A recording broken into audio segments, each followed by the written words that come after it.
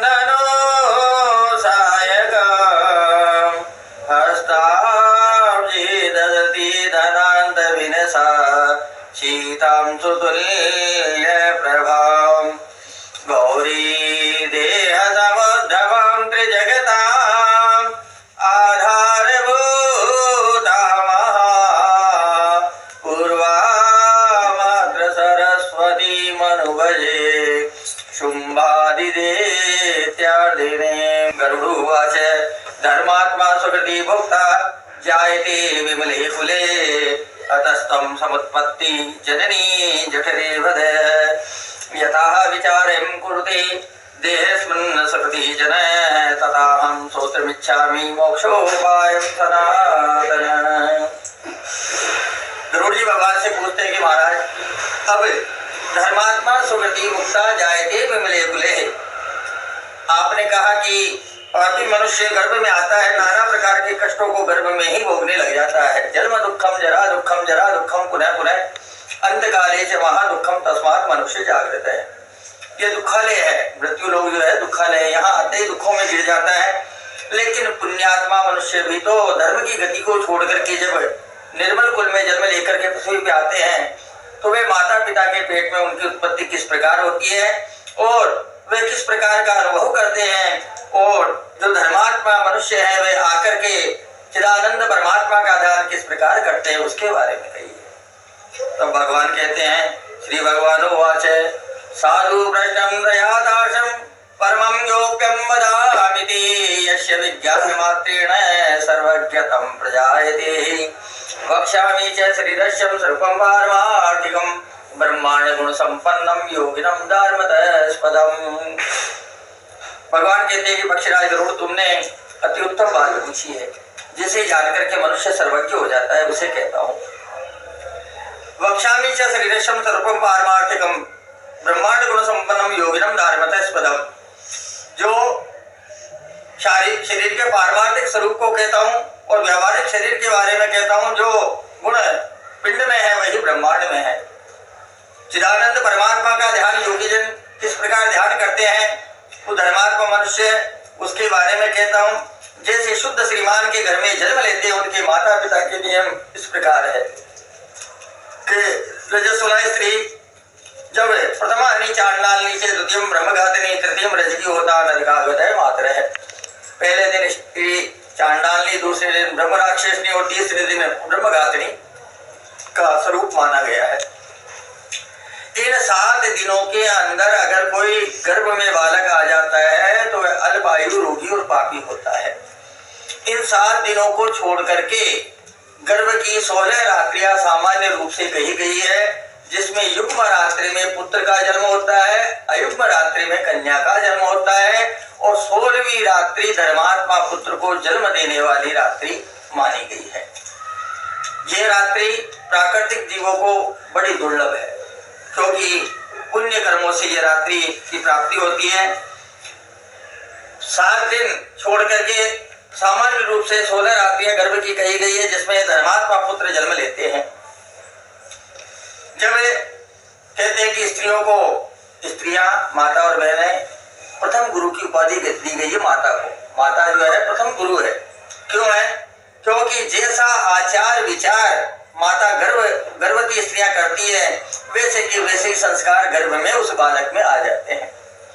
तो गर्भवती माता और बहनों से निवेदन करता हूँ और उनको ये चाहिए कि जब पेट में बालक हो, गर्भवती हो, उस समय सत्शास्त्र का चिंतन करें, अपने से बड़ों का सम्मान करें और खान पान परिधान तीनों में सात्विकता बरते, सात्विक भोजन करें। ऐसा अगर स्त्रियां आचरण करती हैं तो गर्भ में आया हुआ बालक धर्मात्मा होता है, उसकी पुंसवन आदि संपूर्ण क्रियाएं संपन्न होती हैं और वह अच्छे घर में जन्म लेता है। उनके सभी ग्रह शुभ फल देने वाले पड़ते हैं। जन्म उत्सव पे अधिक दान पुण्य धर्म आदि होता है। इस प्रकार तरुणावस्था में जन्म लेने के बाद में वह युवावस्था में सुशीला स्त्री को प्राप्त करता है और अध्यात्म का चिंतन करता हुआ ब्रह्म की प्राप्ति करता है। ऐसे धर्मात्मा मनुष्य गर्भ में इस प्रकार आते हैं। अब कहते हैं कि 5 तत्वों से शरीर का निर्माण होता है। 5 तत्व कौन कौन से? पृथ्वी, जल, अग्नि, वायु और आकाश। इन 5 तत्वों से मिलकर के शरीर की उत्पत्ति होती है। तो पृथ्वी तो हमें बाहर दिखाई दे रही है, आकाश ऊपर दिखाई दे रहा है, ये हमारे शरीर में कहां से आ गया? तो किन रूपों में हमारे शरीर में ये विद्यमान है 5 तत्व? तो पहले पृथ्वी के तत्व। पृथ्वी हमारे शरीर में किन रूपों में विद्यमान है? त्वचा, चमड़ी, त्वचा, हड्डी, नाड़ी, रोम और मांस, ये 5 गुण पृथ्वी के हैं। इन रूपों में पृथ्वी हमारे शरीर में विद्यमान है। लार, मूत्र, वीर्य, मज्जा और रक्त, ये 5 गुण जल के कहे गए हैं। इन रूपों में जल हमारे शरीर में विद्यमान है। सुधा, तृषा, भूख और प्यास। सुधा, तृषा और आलस्य, निद्रा और कांति, ये 5 गुण अग्नि के कहे गए हैं। इन रूपों में अग्नि हमारे शरीर में विद्यमान है। सिकुड़ना, दौड़ना, फैलना, लांघना, चेष्टा करना, ये 5 गुण वायु के कहे गए। इन रूपों में वायु हमारे शरीर में विद्यमान है। शब्द, चिंता, शून्यता, मोह, संदेह, ये 5 गुण आकाश के कहे गए हैं। इन रूपों में आकाश हमारे शरीर में विद्यमान है। 5 तत्वों से मिलकर के शरीर की उत्पत्ति होती है। शरीर में मन, बुद्धि, अहंकार, ये अंतःकरण के गुण है, जो कि पूर्व जन्म के कर्मों से वासना युक्त हो जाते हैं। पूर्व जन्म के कर्मों से वासना युक्त हो जाते हैं। या मन, बुद्धि, अहंकार। गीता के अंदर भी कहा है कि आदमी में, मनुष्य में 3 गुण बताए हैं, सात्विक, राजस और तामस, और ये तीनों आपस में लड़ते रहते हैं। शरीर के अंदर ही आपस में लड़ते रहते हैं। जब सत्वगुण की बढ़ोतरी होती है तो तमोगुण उसे गिराने की कोशिश करता है, तमोगुण होता है तो सत्वगुण उसे गिराने की, कभी रजस गुण, ये तीनों आपस में लड़ते रहते हैं। और जब जब शरीर के अंदर जिस गुण की प्रभावता हो जाती है, अधिकता हो जाती है, या वो ये मान लो वो जीत जाता है, उसी प्रकार का आचरण में मनुष्य करने लग जाता है। किसी में सत्वगुण की अधिकता आ जाती है, सत्वगुण ऊपर होता है तो वह भगवान के आचार विचार करते, भगवान के अनुसार चलते हैं, उन्हीं के अनुसार भगवान की पूजा अर्चना, दान, पुण्य, धर्म आदि, शास्त्रों को मानना आदि। और जो ही तमोगुण आगे बढ़ता है तो वह पिशाचियों की तरह, राक्षसों की तरह आचरण करने लग जाता है। और रजोगुण बढ़ता है तो वह समावेश, दोनों का समावेश करता हुआ। तो इस प्रकार ये मन, बुद्धि, अहंकार, ये अंतःकरण के गुण है, जो कि पूर्व जन्मों के अनुसार वासना युक्त हो जाते हैं। शरीर में 5 ज्ञानेंद्रियां हैं, 5 कर्मेंद्रियां हैं। श्रोत्र, कान, त्वक, जिह्वा, चक्षु, नेत्र और नासिका, ये ज्ञानेंद्रियां हैं। हाथ, पैर, गुदा, लिंग, ये कर्मेंद्रियां हैं। दिशा, वायु, सूर्य, प्रचेता, अश्विनी कुमार, ये इंद्रियों, ज्ञानेंद्रियों के देवता हैं। अग्नि, इंद्र, विष्णु और मित्र, प्रजापति, ये कर्मेंद्रियों के देवता हैं। ईड़ा, पिंगला, सुषुम्ना, 3 प्रकार की नाड़ियां हैं। शरीर में 3 प्रकार की नाड़ियां हैं, ईड़ा, पिंगला और सुषुम्ना। हम ध्यान करके देखें तो पूरे अखिल ब्रह्मांड के अंदर जीव हो या न हो, लेकिन शक्ति जरूर है। शक्ति हर चीज में है, चाहे निर्जीव हो लेकिन शक्ति जरूर है। किसी में प्रकाश करने की शक्ति है, किसी में हवा करने की शक्ति है, किसी में सुगंध करने की शक्ति है, किसी में धुआं करने की शक्ति है, किसी में खुशबू करने की शक्ति है, तो किसी में अंधेरा करने की शक्ति है। शक्ति सब में है। वो की वही 3 शक्तियां, महाकाली, महालक्ष्मी, महासरस्वती, त्रिगुणात्मक स्वरूप जो शक्ति का है वह देवताओं के पास है। और वो की वही शक्तियां हमारे यहाँ विराजमान है। ईड़ा, पिंगला, सुषुम्ना, 3 नाड़ियों के रूप में। वात, पित्त और कफ, एक शक्ति भी अगर काम करना बंद कर देवे तो श्री जी शरण होते समय नहीं लगती। तो वो साक्षात महाकाली, महालक्ष्मी, माँ सरस्वती का रूप यहाँ हमारे शरीर में इस जगह विद्यमान है। ब्रह्मा, विष्णु, महेश, ये भी प्रत्यक्ष देखे जा सकते हैं। बिना ब्रह्मा, विष्णु, महेश के प्रलय नहीं हो सकती। ये तीनों देवता एक जगह होंगे तो प्रलय होगी। वैसे ही अग्नि, वायु, जल, ये तीनों एक जगह होंगे तो ही प्रलय होगी, अन्यथा प्रलय हो ही नहीं सकती। 3 में से अगर एक भी अनुपस्थित है प्रलय नहीं हो सकती। अग्नि, वायु, जल तीनों एक जगह होंगे तो ही प्रलय होती है। तो यही साक्षात ब्रह्मा, विष्णु, महेश का रूप है। ईड़ा, पिंगला, सुषुम्ना, इनके अधीन होकर के गांधारी, गंजिव्या, पूषा, यशस्वनी, अवलुषा, कूड़ा, ईड़ा, ये कुडू, शंकरी, 10 प्रकार की नाड़ियां शरीर के मध्य में विराजमान है। प्राण, अपान, उदान, व्यान, नाग, कुर्म, कर्दम, देवदत्त, धनंजय 10 प्रकार की वायु हमारे शरीर में निवास करती है। उद्गार से डकार आती है, उन्मिलन से भूख और प्यास लगती है। सर्वव्यापी धनंजय वायु जो कि मरने पर भी मनुष्य का साथ नहीं छोड़ती, जीते हुए मनुष्य अन्न को पचाती है। मरणोपरांत सारी स्मृतियां कपाल में इकट्ठी कर लेती है। व्यान वायु सब और उसको पहुंचाता है। और 12 दरवाजे हैं शरीर के, उनसे मल बाहर निकलता है। 12 मल के दरवाजे कहे हैं जिनमें मल बाहर निकलता है। तो 12 दरवाजे कौन कौन से हैं? कान, आंख, नासिका, जिह्वा, दंत, नाभि, नख, गुदा, गुप्तांग, शिराएं, लोम, ये 12 मल के दरवाजे कहे गए हैं। जैसे सूर्य के प्रकाश को पाकर के मनुष्य अपने अपने कर्मों में प्रवृत्त हो जाता है, वैसे ही ये शरीर चलता है। अब शरीर के 2 रूप हैं, एक तो है व्यावहारिक शरीर, दूसरा है पारमार्थिक शरीर। तो पहले हम व्यावहारिक शरीर की चर्चा कर लेते हैं। व्यावहारिक शरीर में हमारे जो व्यावहारिक शरीर जो हमें दिखाई दे रहा है, व्यावहारिक शरीर में 3.5 करोड़ रोम है। कितने रोम? 3.5 करोड़ रोम। मैंने कह दिया, आपने मान लिया। आरपी ने लाला करके एक एक के छुपा छुपा करके देखे ना तो भी नहीं गिन सकते। तो शरीर में 3.5 करोड़ रोम है। लेकिन मेरी बात पर तो विश्वास करो या ना करो, लेकिन संतों की बात पे तुरंत विश्वास कर लेना चाहिए। श्रद्धेय श्री राम सुखदास जी महाराज कहते हैं, और इस बात से यह सिद्ध होती है कि वास्तव में शरीर में 3.5 करोड़ रोम है। एक तरफ तो हनुमान जी, एक तरफ विभीषण जी आमने सामने खड़े थे। तो उनका वर्णन करते हैं श्रद्धेय श्री राम सुखदास जी महाराज कि 4 मिले। अरे भाई 4 कहां से मिले? 2 ही तो मिले, हनुमान जी और विभीषण जी। लेकिन वो कह रहे हैं 4 मिले 64 खिले 20 खड़े कर जोड़। और हरिजन से हरिजन मिले तो नाचे 7 करोड़।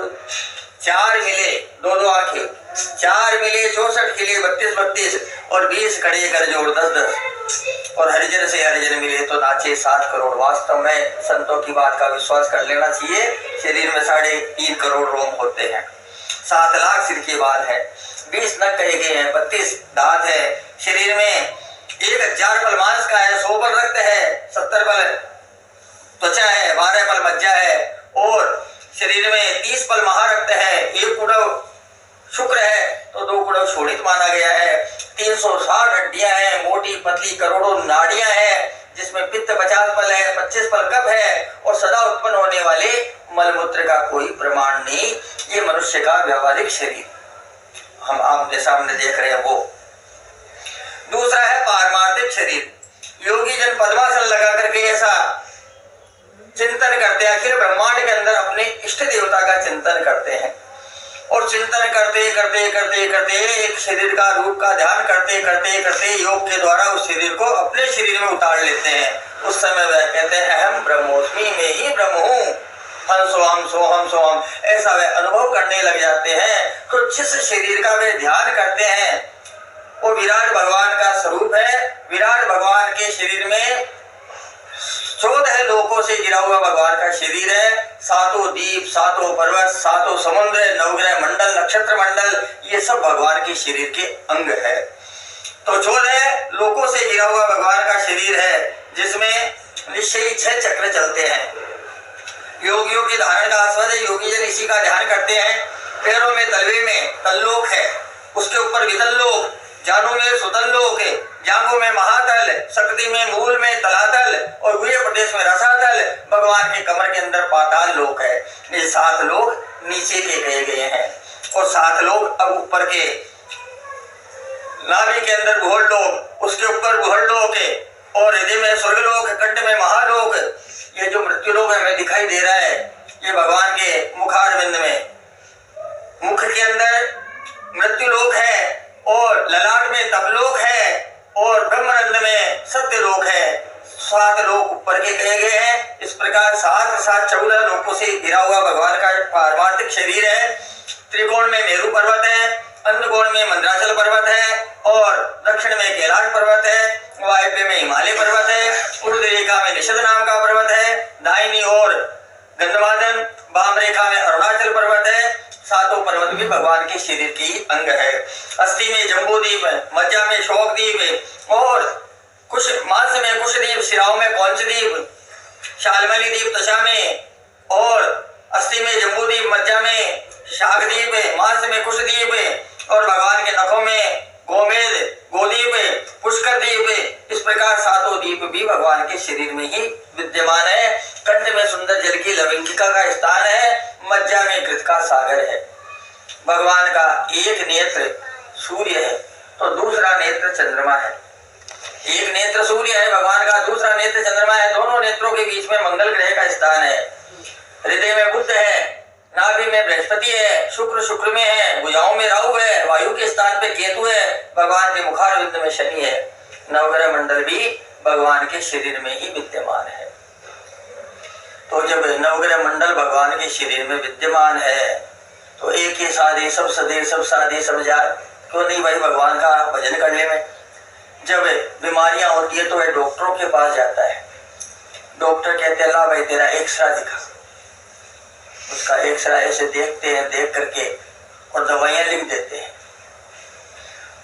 एक रामबाण बोलती आती थी पहले कि खुजली, मैंने तो नहीं देखी लेकिन बुजुर्गों से सुना है कि रामबाण बोलती आती थी कि खुजली चल रही है कि रामबाण ले ले, दस्ते हो गई रामबाण ले ले, बुखार हो गई रामबाण ले ले, खांसी हो रही है रामबाण ले ले। 70 रोगों का एक इलाज रामबाण औषधि गोली आती है। धीरे धीरे वो दवाई बंद हो गई, लुप्त हो गई। तो वो रामबाण औषधि डॉक्टर लोग तो जानते होंगे लेकिन वो लिखते नहीं, वो 4-5 दवाइयां दूसरी लिखते हैं। वैसे ही रामबाण औषधि का हमको भी मालूम है, दूसरे तरह की बीमारियां होती है तो हमारे पास आता है और हम भी कहते हैं ला भाई तेरा एक्सरा दिखा। डॉक्टर साहब तो ऐसे देखते हैं एक्सरा और हम ऐसे देखते हैं पन्ने पलट पलट करके जन्म पत्री। और फिर हम भी रामबाण औषधि हमको ध्यान है कि एक दवाई से काम हो जाएगा लेकिन उससे 70 दवाइयां लिखते हैं। तू ये मूंगा पहन ले, तेरा ये बृहस्पति खराब है, तू पुखराज पहन, तू ऐसा करिए मोती पहन ले, तू 5 दिए उसके पीपल में जलाना, और तू ऐसा कर राहु की जप करवा। अरे तो जब एक रामबाण औषधि से काम हो रहा है तो क्यों नहीं लिख दे उसको के तू भगवान का भजन कर, क्योंकि नवग्रह मंडल तो भगवान के शरीर में ही विद्यमान है ना। एक राजा जी थे जो रथ के ऊपर नगर भ्रमण के लिए निकले। नगर भ्रमण के लिए निकले, उस समय छुआछूत बहुत चलता था। छुआछूत गलत प्रथा है, नहीं करनी चाहिए, लेकिन उस समय छुआछूत था। तो उस समय जितने भी सैनिक आगे जा रहे थे उन्होंने सोचा ये हरिजन की लड़की कहीं अड़ नहीं जावे राजा जी के, तो उसे दूर भगाने लगे, भग भग भग भग। तो बेचारी वो भगी, उससे भगा नहीं गया, आगे पत्थर पड़ा था, एकदम से घोड़े की लगी और वहीं बैठ गई। अब राजा जी तो चारों तरफ ऊंचे आसन पे बैठे, उनको तो नजर आएगी। घूम फिर करके अपने महल में आए और पूछा अरे वो कौन बीमार थी। अरे महाराज छोड़ो। सैनिकों ने कहा अरे छोड़ो वो तो ऐसी थी। ऐसे क्या थी बताओ। महाराज कहा ना आप तो ऐसी थी। अरे जल्दी बताओ कौन थी। महाराज वो तो हरिजन की लड़की थी। अच्छा। राजा जी ने कहा हम तो उससे विवाह करना चाहते हैं। राजा जी विवाह करना चाहे, कौन मना करे। तुरंत पंडित जी ने मुहूर्त निकाल दिया, भाई ठीक है महाराज कल ही आप विवाह कर सकते हो। राजा जी का विवाह हरिजन की लड़की के साथ हो गया। कल तक जो दूर दूर कर रहे थे सैनिक, जो ही रानी बन करके वो महल में आई, सैनिकों ने सोचा कि अपने को भगा नहीं देवे, नौकरी से नहीं निकाल देवे, जो खुद चला करके आगे जा करके रानी साहिबा रानी साहिबा रानी साहिबा नमस्कार करने लग गए उनको। वैसे ही हम सब हरिजन की लड़कियां हैं, मैं भी, हम सब हरिजन की लड़कियां हैं। अगर हम राजा जी से विवाह कर ले भगवान से, तो उनके जो सैनिक नवग्रह मंडल हमको दूर दूर करके भगा रहे हैं, कल वही आकर के हमको रानी साहिबा कह करके नमस्कार करने लग जाएगा। केवल मात्र राजा जी से विवाह करना है, भगवान से प्रेम करना है, भगवान की सेवा करनी है, तो भगवान की पूजा करनी है। तो ऐसा करते ही नवग्रह मंडल तो अपने आप आ जाएंगे, रानी साहिबा कह करके नमस्कार करने लग जाएंगे। तो नवग्रह मंडल भी भगवान के शरीर में विद्यमान है।